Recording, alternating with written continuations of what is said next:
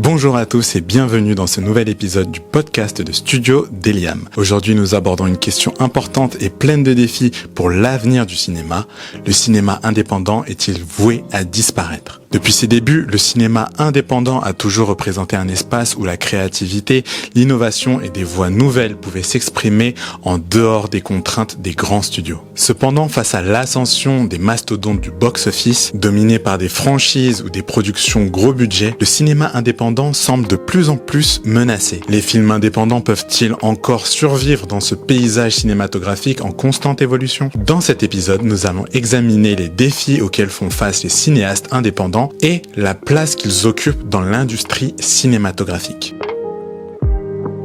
Section numéro 1. Qu'est-ce que le cinéma indépendant ? Le cinéma indépendant, ou indie, désigne des films produits en dehors des grands studios hollywoodiens. Ces films sont souvent réalisés avec des budgets plus modestes, mais offrent une grande liberté créative, permettant aux réalisateurs de raconter des histoires plus personnelles, audacieuses et expérimentales. L'un des principaux atouts du cinéma indépendant est sa capacité à aborder des sujets complexes, souvent en dehors des convictions commerciales, ce qui permet une diversité des genres et des récits.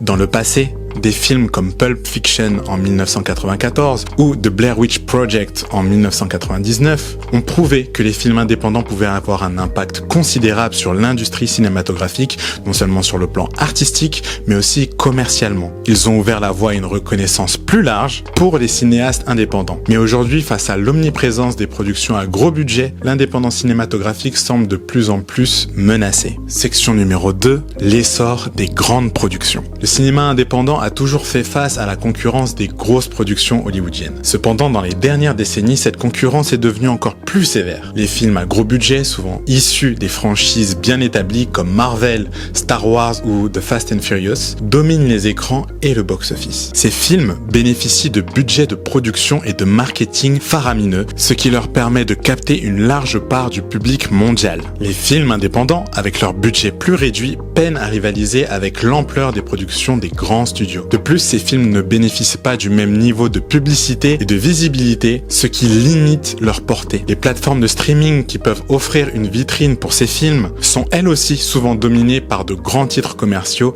qui détournent l'attention des œuvres indépendantes. L'influence des mastodontes du cinéma est donc de plus en plus grande, rendant difficile pour les films indépendants de se faire une place. Les grands studios ont la capacité d'imposer des films qui garantissent des revenus conséquents, tandis que les films indépendants se battent pour obtenir un public suffisant pour couvrir leurs coûts de production et, espérons-le, faire des profits. Section numéro 3, le rôle des plateformes de streaming. Les plateformes de streaming comme Netflix ou Amazon Prime ont joué un rôle clé dans la survie du cinéma indépendant ces dernières années. Elles offrent une distribution plus facile et moins coûteuse pour les films indépendants, permettant à ces films de toucher un public mondial sans avoir à passer par le circuit traditionnel des salles de cinéma. Des productions comme The Irishman ou Roma ont montré que des films indépendants pouvaient encore trouver leur place dans ce monde numérique. Cependant, il y a un revers à la médaille. Ces plateformes, bien qu'offrant de la visibilité, favorisent souvent des titres plus populaires ou les plus commercialement viables, ce qui signifie que même dans l'espace du streaming,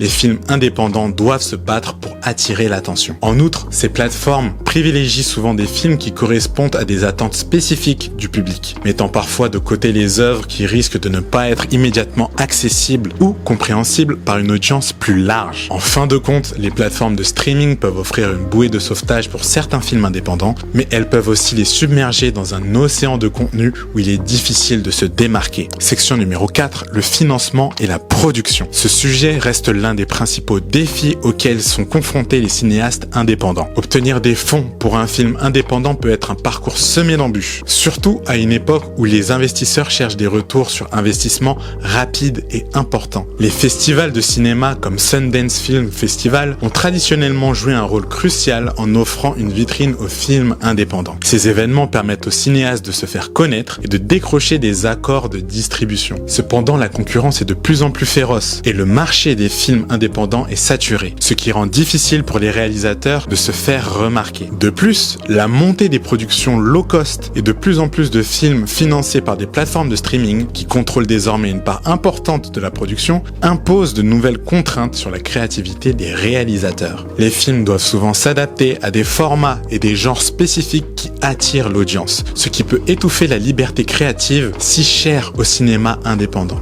Section numéro 5, l'avenir du cinéma indépendant.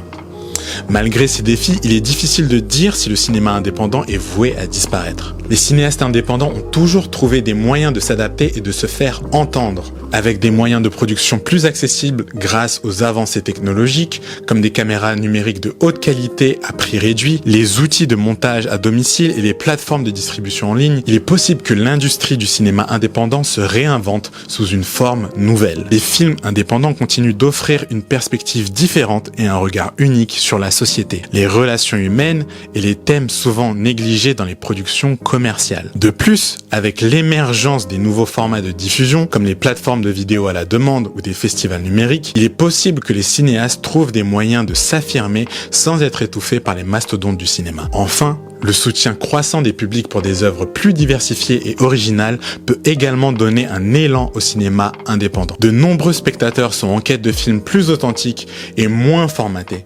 Et ces films peuvent encore trouver leur place si l'industrie continue de valoriser la créativité et l'innovation. Pour conclure, le cinéma indépendant a toujours été un bastion de la créativité et d'innovation. Mais il est confronté à des défis de taille dans un environnement cinématographique dominé par les grosses productions. Bien que le financement, la distribution et la visibilité restent un obstacle majeur, le cinéma indépendant ne semble pas prêt à disparaître. Il existe toujours un public fidèle à ses œuvres, plus personnelles et audacieuses. Et les nouvelles technologies offrent des possibilités intéressantes pour les cinéastes qui souhaitent briser les chaînes des studios traditionnels. Merci d'avoir écouté cet épisode. Que pensez-vous de l'avenir du cinéma indépendant? Est-ce que vous croyez qu'il peut survivre face à l'hémorragie des grosses productions ou est-ce une utopie? Partagez vos réflexions avec nous dans les commentaires. Et pour découvrir nos services de photographie et de vidéographie, n'oubliez pas de visiter notre site internet deliams.com.